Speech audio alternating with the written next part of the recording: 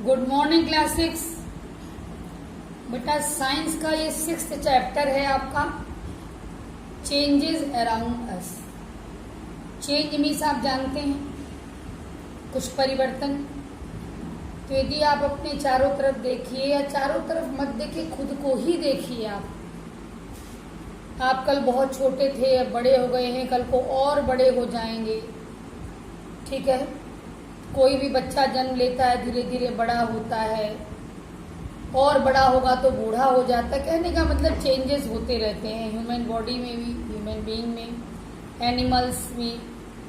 कोई ट्री ही है, मान लीजिए कोई ट्री आज छोटा है, कल बड़ा हो जाएगा। तो इस तरह से चेंजेस होते रहते हैं।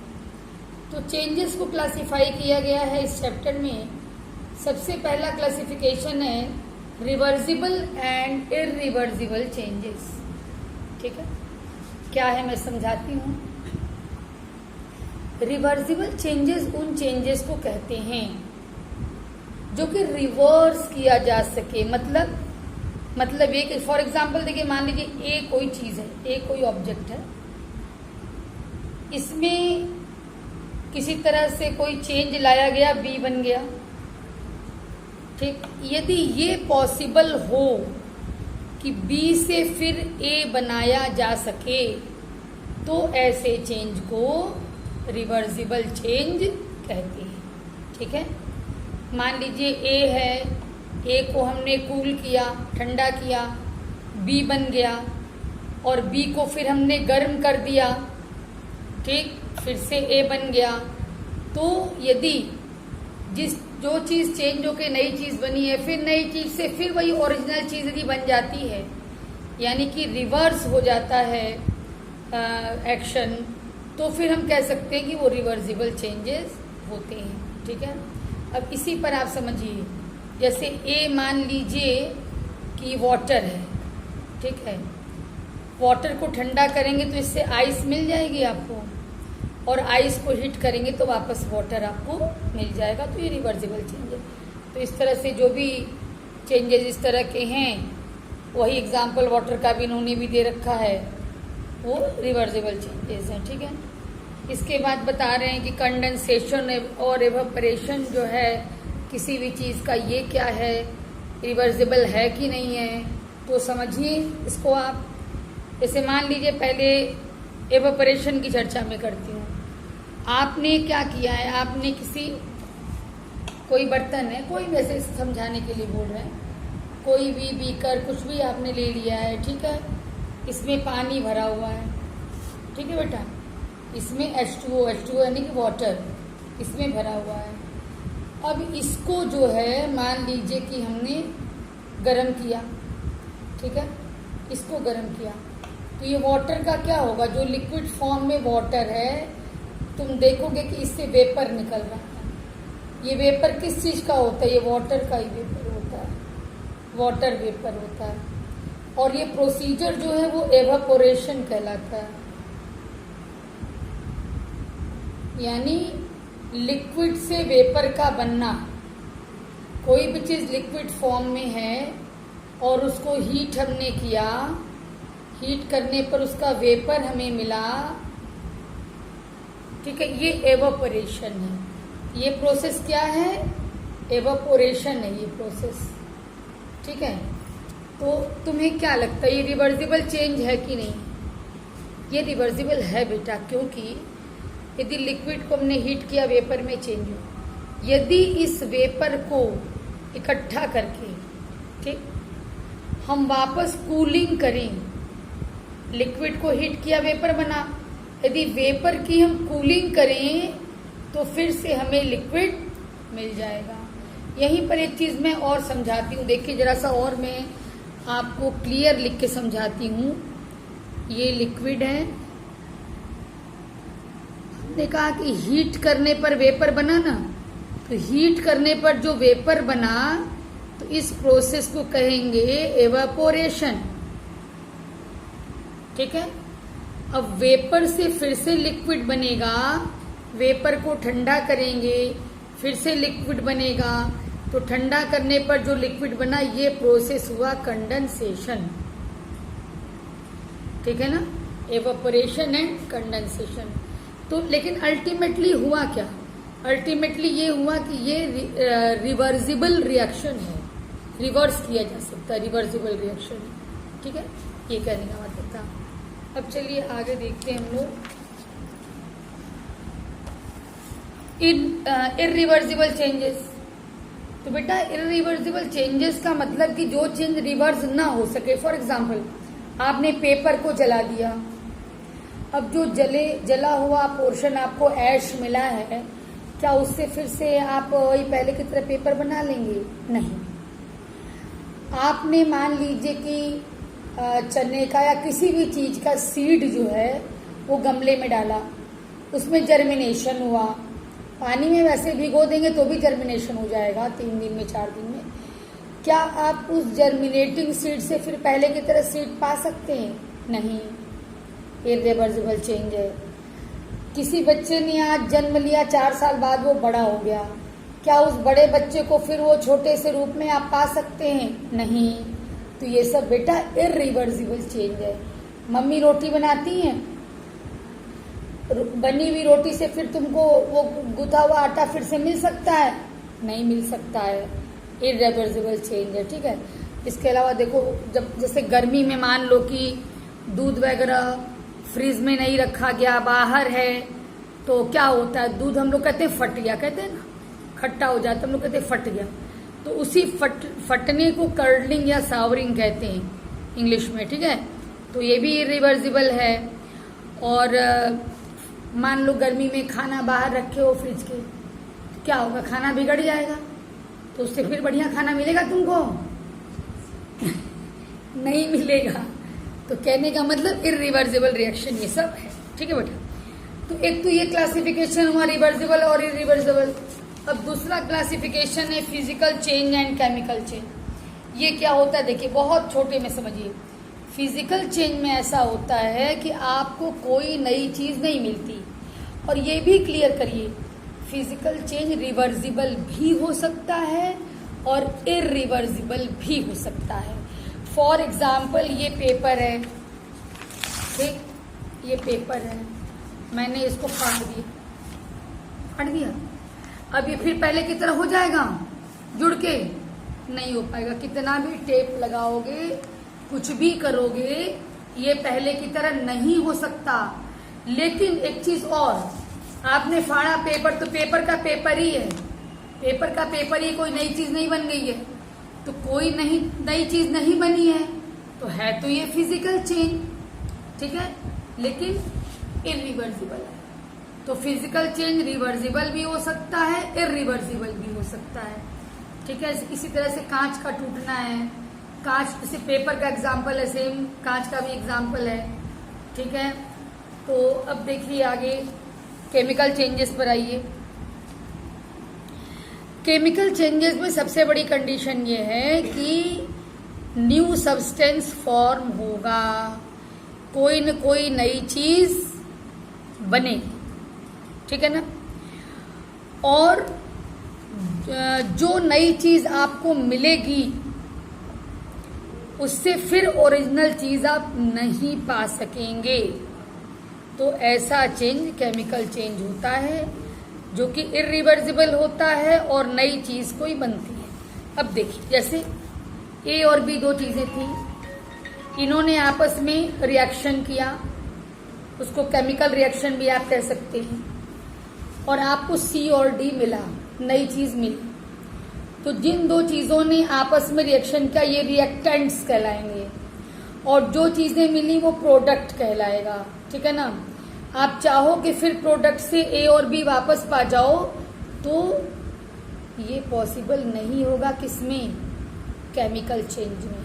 ठीक है ना, केमिकल चेंज इरिवर्सिबल होता है, फिर से ओरिजिनल चीजें इससे पाई नहीं जा सकती। ठीक है, अब केमिकल चेंज का एक और एग्जाम्पल, वेल नोन एग्जाम्पल दिया है, रस्टिंग ऑफ आयरन। जैसे लोहे की देखिए चेन है, इसको कहीं आपने छत वत पे खुले में रख दिया है, इसको मॉइस्चर मिल रहा है, एयर मिल रही है, तो आप देखते हुए ब्राउनिश लेयर ऊपर जम जाती है ना। और कैसे बनती है कि जो ऊपर की लेयर का आयरन है वो एटमॉस्फेयर के उससे वाटर वेपर और ऑक्सीजन से रिएक्ट करता है, ठीक है। तो रेडिश ब्राउन कवरिंग एक बन जाती है, उसको रस्ट कहते हैं। उस रस्ट को तुम छुड़ा भले सकते हो, लेकिन जितने आयरन ने उस रस्ट के साथ रिएक्शन किया है वो आयरन आपका निकल जाएगा, उतनी चीज़ बेकार, एक लेयर बेकार हो जाएगी, ठीक है। तो आप चाहो कि रस्ट से फिर फ्रेश आयरन मिल जाए तो ये पॉसिबल नहीं है, या तो उस रस्ट को हटा दीजिए तब भले आप पा सकते हैं। इस तरह से cooking of food getting spoiled, souring of milk है, डाइजेशन ऑफ फूड, ये सब मैं बता चुकी आपको। ये सब चीज़ें, ये सब रिएक्शंस कैसे, ये सब केमिकल चेंजेस हैं। केमिकल चेंजेस इसलिए हैं क्योंकि कोई नई चीज़ बन रही है और उससे फिर ओरिजिनल सब्सटेंस आपको नहीं मिल रहा। अब आगे आइए, कह रहे हैं कि फिजिकल और केमिकल चेंजेस जो हैं वो करने के लिए हमें मिक्स करना पड़ता है दो या दो से अधिक चीज़ों को, या एक तो मिक्स करना पड़ता है दो या दो से अधिक चीज़ों को, या फिर ये चेंज लाने के लिए यानी फिजिकल या केमिकल चेंज लाने के लिए या तो हम ऑब्जेक्ट की हीटिंग करें और या फिर कूलिंग करें। तो अब देखिए ये मिक्सिंग वाली बात जो हुई है उसमें क्या इन्होंने बताया है।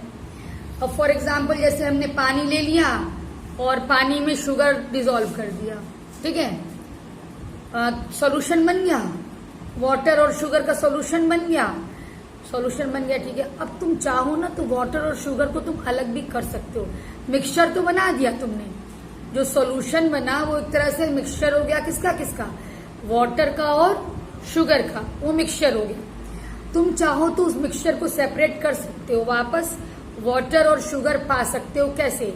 उस सॉल्यूशन को तुम हीट करो, पानी जो है वो एवोपरेट हो जाएगा, वेपर फॉर्म में मिल जाएगा तुमको, उस वेपर से तुम वापस जो है वो लिक्विड फॉर्म में वाटर पा सकते हो वेपर को ठंडा करके, और बर्तन में नीचे शुगर तुम्हें वापस मिल जाएगा। तो ये तो फिजिकल चेंज हुआ, क्यों? क्योंकि मिक्सचर से फिर वापस हमको शुगर और वाटर मिल गया। लेकिन कभी नहीं भी मिल सकता है ओरिजिनल चीज, जैसे देखिए बेकिंग सोडा और लेमन जूस हमने आपस में मिक्स किया तो कार्बन डाइऑक्साइड बना, एंड एनी अदर प्रोडक्ट्स जो भी बने, आप चाहो कि इनसे वापस तुमको ये चीजें मिल जाएं तो ये इम्पॉसिबल है। तो ये कैसा चेंज हो गया? ये केमिकल चेंज हो गया, ठीक है ना। इसके बाद देखिए हीटिंग और कूलिंग की बात अब की जाए, हीटिंग और कूलिंग से भी ये चेंजेस होते हैं। देखिए जैसे कि एक्चुअली हीटिंग और कूलिंग से फिजिकल स्टेट में ज्यादा चेंजेस की संभावना होती है, ठीक है। जैसे कि कोई सॉलिड है, यदि आप हीट करोगे तो उसमें एक्सपेंशन हो जाएगा, कूल करोगे तो वो श्रिंक कर जाएगा, कॉन्ट्रैक्शन हो जाएगा उसमें। इसीलिए टेलीफोन के तार जो होते हैं पोल्स पे लगे होते हैं तो थोड़े ढीले लगाए जाते हैं, मतलब जाड़े में थोड़े क्या होंगे, कॉन्ट्रैक्ट हो जाएंगे, वो सिकुड़ जाएंगे, गर्मी में फैलेंगे तो कोई गलत असर ना आवे किसी भी तरीके से, तो इसे थोड़ा सा ढीला ही रखा जाता है। ये जो रेलवे ट्रैक होता है ना, देखो इसमें दिखाया नहीं गया, लेकिन जैसे ये रेलवे ट्रैक है ना, तो जैसे ये है, इसके बाद जो दूसरी लाइन बिछाएंगे इस तरह से, देखिए आप, जैसे ये रेलवे लाइन है, लंबी लंबी आपको दिखाई देती है ना, लेकिन नहीं ऐसे सिंगल बहुत लंबा नहीं रखते हैं। जैसे ये बिछाया, इसके बाद थोड़ा गैपिंग के बाद ये डाला, क्यों ऐसा डाला? गर्मी होगी, गर्मी लोहे का बना है, गर्मी होगी, ये हीट लेगा, हीट लेके फैलेगा, तो हीट लेके फैलेगा तो ये जगह कवर कर लेगा, ठीक है ना, सिकुड़ेगा, वापस इस प्लेस पे आ जाएगा, तो कोई नुकसान ट्रेन के चलने में नहीं पहुंचेगा। इसमें क्या होगा पता है? यदि इस तरह से आपने बस एक का एक कर दिया, गर्मी होगी, फैलेगा तो कहाँ जाएगा? ऐसे मुड़ जाएगा अंदर बाहर, तो रेल लाइन आपकी, इसमें कहना चाहिए कि डिट्यूरेटेशन हो जाएगा, यानी कि खराब, विकृत हो जाएगा, गड़बड़ हो जाएगा। तो जब शेप गड़बड़ हो जाएगा तो जानते हो क्या हो सकता है? ट्रेन आपकी पलट भी सकती है, एक्सीडेंट हो सकता है, ठीक है। इसलिए रेल्स के बीच में गैपिंग छोड़ी जाती है कि जब गर्मी का सीजन आएगा, एक्सपेंशन होगा, तो जो ये गैप है वो कवर हो जाएगा और कोई नुकसान रेल लाइन को या रेल को नहीं पहुंचेगा। तो ये इसी तरह से जानते हो, जैसे कि बैलून है, छोड़ो बैलून, टायर ट्यूब होता है ना गाड़ियों में, तो यदि साइकिल खड़ी है धूप में बहुत देर तक तो तेज की आवाज होती है। क्यों? क्योंकि ट्यूब बर्स्ट हो जाता है। क्यों ट्यूब बर्स्ट होता है भाई? ट्यूब के अंदर हवा भरी है, साइकिल पे चढ़ते हो तो ट्यूब के अंदर हवा भराते हो ना, तो ट्यूब में हवा भरी हुई है। जब धूप में साइकिल तुमने खड़ी कर दी तो ट्यूब की हवा गर्म हुई, जब गर्म होगी तो एक्सपेंशन होगा, और गैस में तो बहुत ज्यादा एक्सपेंशन होता है, और एयर क्या है? मिक्सचर ऑफ गैसेस है। तो जब उसने गर्मी ली एयर ने तो बहुत ज्यादा एक्सपेंशन होगा, तो ट्यूब फट जाएगा। बहुत तेज की आवाज होती है, जानते हो, समझ में आ जाता है कि हाँ कहीं ट्यूब बर्स्ट हुआ है। इसी तरह से देखो, और इसका मतलब यूज भी है इन चीजों का, जैसे कि एक्सपेंशन का यूज मैं बताऊं, मरकरी है, मरकरी में भी एक क्वालिटी होती है, मरकरी है, अल्कोहल, इन लोग में क्वालिटी होती है कि हीट से बहुत जल्दी एक्सपेंड कर जाती हैं। एक्सपेंड समझ रहे हो ना, मतलब फैलना, फैल जाती हैं। तो थर्मामीटर तुमने कभी ध्यान से देखा हो, यदि जिससे टेम्परेचर मेजर करते हैं बॉडी का फीवर में, डिजिटल वाला नहीं, वो जो कांच की ट्यूब वाला होता है, तो उसमें एक तरफ, इसमें नहीं दिया है, बता रहे हैं, देखो होता क्या है, देखो भाई रफ पेज है बच्चों, लेकिन समझो इसमें, देखो ये थर्मामीटर है मान लो, ठीक है। इस थर्मामीटर में एक तरफ ये छोटा सा बल्ब टाइप का होता है यहाँ पे, तो ये जो बल्ब टाइप का होता है इसमें मरकरी भरी होती है, और ये जो थर्मामीटर है इसके अंदर ये मरकरी से अटैच्ड एक बहुत पतली ट्यूब होती है, ठीक। जब हीट इसको मिलेगी तो ये मरकरी जो है, इसमें जो मरकरी भरी वो एक्सपेंड करके आगे बढ़ेगी। अब एक्सपेंड करके कितना आगे बढ़ी, यही हमको देखना होता है टेम्परेचर मेजर करने में। फिर यहाँ पे सब लिखा होता है मेजरमेंट, तो जहाँ तक मरकरी पहुँची होती है वहाँ देख लेते हैं क्या लिखा हुआ है, फिर उतने डिग्री जो है इसका मतलब टेम्परेचर का मेजरमेंट हो जाता है, ठीक है। जो लिखा होता है वही मेजरमेंट होता है उसका, हीट का, टेम्परेचर का। तो इस तरह से देखिए इसका यूज हुआ एक्सपेंशन के लिए। गैसेस का मैंने बताया ही, ट्यूब का बर्स्ट होना। बस बेटा ये चैप्टर आपका हो गया ऑलमोस्ट। तो अब मैं इसमें से होमवर्क दे रही हूँ आप लोगों को, आप लोग तुरंत वीडियो सुनिए और तुरंत होमवर्क करिए, तो इससे आप लोग की तैयारी अच्छी हो जाएगी, ठीक है ना। तो लेसन ये 6 है, lesson 6 exercise D, all question answer learn right, ये आपका होमवर्क है। ओके बेटा।